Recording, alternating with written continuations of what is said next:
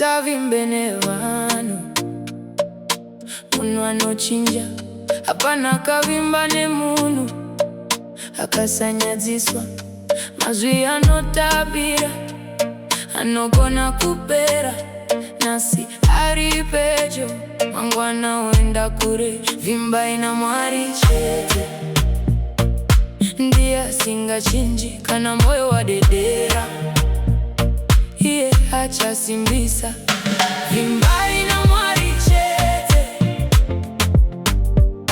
vimbai naMwari chete, iye achinji anoramba ari Mwari zuro nanasi nekuzinga pere.